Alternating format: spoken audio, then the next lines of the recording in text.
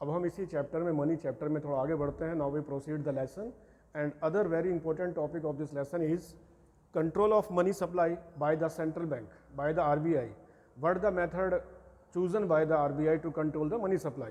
So there are all the methods we can divide it in two category. Number one is quantitative method instrument and qualitative instruments. Both these two methods RBI adopt for the control the money supply in market. So first method is quantitative instruments. Quantitative instruments are those instruments of credit control which focus on overall supply of money in economy. Supply of money is lowered to tackle inflations and it is raised to tackle deflations. It means is that if RBI wants to control the inflation in the market, so what the RBI will done? Tackle to fall in the money supply in the market. By this method, the RBI control the inflation and the deflation in the market. Now one by one all the methods we should be discussed. Number पहला तरीका देखिए, bank rate. Bank rate refers to the rate of interest which the RBI lends the money to commercial banks. अर्थात reserve bank of India जिस rate of interest पर commercial bank को अपनी नकदी, अपना पैसा उधार देती है, उसको कहते हैं बैंक रेट. एक बार और दोबारा से मैं रिपीट कर दूं, bank rate refers to the rate of interest which the RBI lends the money to commercial bank. अब देखिए इसके दोनों, अब आरबीआई, सपोज आरबीआई चाहती है कि मार्केट में इन्फ्लेशन कंट्रोल हो, अर्थात वस्तुओं की कीमतें कम हो और मुद्रा की कीमत बढ़े, तो आरबीआई का देखिए क्या कदम होगा. यहाँ पे मैंने लिखा है rise in bank rate. Suppose RBI bank rate में बढ़ोतरी करती है, इसका इफेक्ट मार्केट में क्या आएगा? Rise in market rate of interest. भाई डेफिनेटली जब आरबीआई ने rate of interest, bank rate बढ़ाया, तो तुरंत क्या होगा? मार्केट रेट ऑफ इंटरेस्ट भी बढ़ेगा.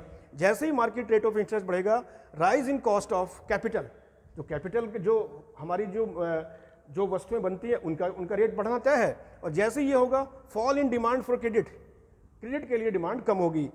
Fall in supply of money, और सप्लाई ऑफ मनी किसी हद तक कंट्रोल होगी, और इससे क्या होगा बच्चों? Inflation control. ये जो तरीका मैंने यहाँ पे लिखा है, ये आरबीआई का एक तरीका है इन्फ्लेशन को कंट्रोल करने का by the bank rate. And the opposite of this, opposite है fall in bank rate. RBI bank rate में कमी करके क्या करती है? Fall in market rate of interest. इसका उल्टा कर दीजिए आप, यहाँ पे हमने राइज लिखा, वहाँ फॉल हो जाएगा. Fall in market rate of interest, fall in cost of capital, rise in demand for credit, rise in supply and money deflation. यहाँ पर इन्फ्लेशन की जगह क्या आ जाएगा? Deflation control.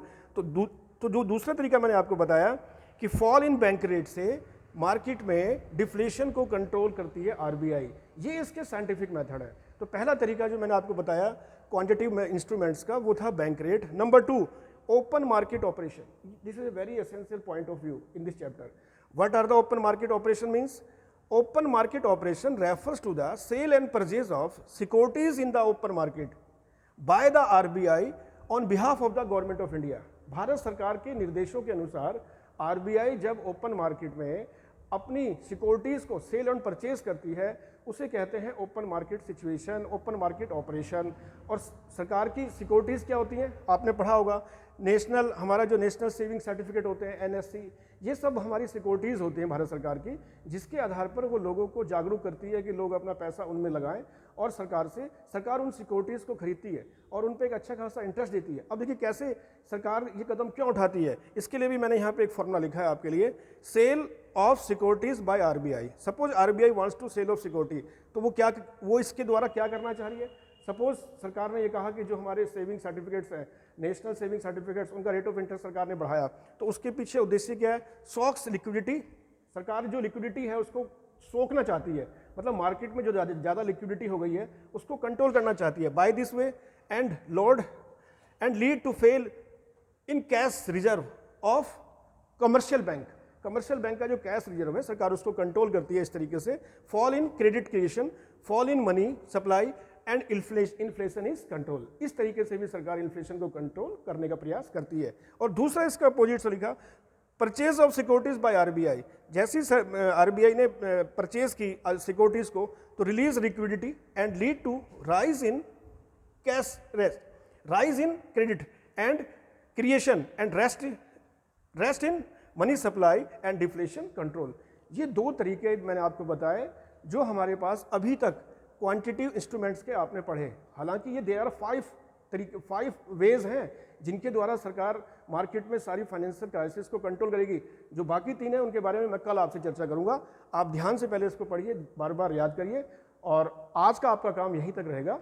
So tomorrow we will discuss about the other instrument of RBI to control the money supply in market. Thank you very much.